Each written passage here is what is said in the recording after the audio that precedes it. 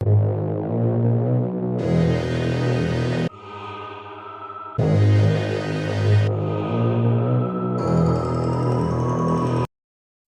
Unity news line में आपका स्वागत है।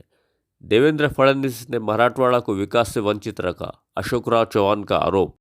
महाराष्ट्र के सार्वजनिक निर्माण मंत्री एवं पूर्व मुख्यमंत्री अशोकराव चौहान ने सोमवार 25 जनवरी 2021 को एक पत्रकार परिषद में भारतीय जनता पार्टी के नेता और पूर्व मुख्यमंत्री देवेंद्र फडणवीस पर निशाना साधा कि पिछली भारतीय जनता पार्टी की सरकार के कार्यकाल में विशेषतः देवेंद्र फडणवीस द्वारा मराठवाड़ा संभाग को विकास से वंचित रखा गया।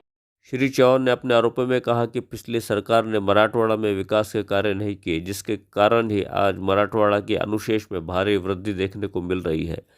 भाजपा सरकार ने रास्तों का निर्माण तो नहीं करवाया, बल्कि रास्तों की मरम्मत भी नहीं करवाई, जिसके चलते रास्तों के खस्ता हाल हो चुके हैं। मैंने इस एस्टीमेट को सैंक्शन दिया है और ये प्रक्रिया टेंडर की जल्दी शुरू हो जाएगी। नांदेड़ शहर के कुछ प्रमुख रस्तों के ये काम शुरू हो जाएगा। अन्य रस्तों के लिए और भी राशि लाने के मेरा प्रयास है। पर पिछले 5 सालों में क्योंकि ऐसा है कि रस्ते की लाइफ कितनी है, 2008 में मैंने जो गुरका गद्दी के वक्त में उस वक्त के प्राइम मिनिस्टर मनमोहन सिंह साहब ने जो पैसे दिए थे, उसी से नांदेड़ शहर में काम हुआ, उससे पैसे मिले। उस हद तक वार्ड में काम महानगर पालिका ने किया, पर शहर का ओवरऑल इंफ्रास्ट्रक्चर इतनी बड़ी जब राशि लगती है तो ये पैसा गवर्नमेंट से आना अपेक्षित है। राज्य के शासन में केंद्र सरकार ने नांदेड़ का क्लेम तो स्मार्ट सिटी में था, वो भी जेन्युइन हमारा क्लेम वो भी नहीं उस वक्त मंजूर नहीं हुआ और नांदेड़ को बाजू में रखा गया था। अब लेक मतलब बाफना से लेके सीधा सुरगिरनी तक वो पूरा ओवरब्रिज और अप्रोचेज जाने वाले हैं। तकरीबन 1000 करोड़ का काम उसमें लगने की अपेक्षा है और वो काम भी उसी में अंतर्भुत है, उसी में इंक्लूडेड है। तो उसमें ये काम हुआ है और नांदेड़ से लेके जालना तक की जो दूरी है, ये कभी भी देवेंद्र फडणवीस ने मंजूर नहीं की थी। ये मैं खास तौर पे बताना चाहूंगा, इसलिए बताना चाहूंगा कि आपको मालूम होना चाहिए देवेंद्र फडणवीस ने जो मंजूर किया था वो सिर्फ नागपुर से लेके मुंबई की जालना से लेके आगे किया था और मराठवाड़े को छोड़ दिया था उसमें।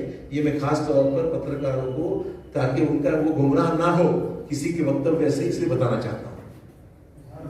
कारण मी माझ्या विभागापुरती बोलू शकतो, राज्याचा विषय तो मुख्यमंत्र्यांच्या स्तरावर इतर विषय मी नक्कीच घेतो, परंतु माझ्या विभागाचा विजन हे असणार आहे की मागच्या 5 वर्षात विशेषतः ज्या भागामध्ये रस्त्याचं काम झालंच नाही त्याला प्राधान्य द्यायचं आणि तो अनुशेष दूर करायचा। आम्हाला वाटतं ना, तर पश्चिम महाराष्ट्राचे गुळगुळीत रस्ते पाहिल्यानंतर आम्हाला वाटते मराठवाड्यात असले पाहिजे। तिकडे विदर्भात नागपूरला फडणवीसांनी तिकडे करून घेतो, नागपूरला चंद्रकांत पाटील इथे आलेच नाहीत ना। मागच्या 5 वर्षात चंद्रकांत पाटील आले, मला आम्हाला तर आठवत नाही की झाले असतील म्हणून। त्यांनी खड्डे बुजवण्याचं आश्वासन दिलं होतं एवढ्या दिवसात। 31 डिसेंबर होतं, 31 पुढलं वर्ष मला लक्षात नाही आता, पण 31 डिसेंबर ते म्हणाले होते। त्यामुळे मागच्या सरकारने मराठवाड्याला खूप उपेक्षा केली मराठवाड्याची। त्यामुळे ज्या ज्या जिल्ह्याला अनुशेष निर्माण झाला, कामं कमी मिळाली, निधी कमी मिळाला, राशी कमी मिळाली, त्यामुळे त्या भागाला अधिक झुकतं दिलं पाहिजे। श्री चौहान ने अपने आरोपों में कहा कि पिछली सरकार ने मराठवाड़ा में विकास के कार्य नहीं किए, जिसके कारण ही आज मराठवाड़ा के अनुशेष में भारी वृद्धि देखने को मिल रही है।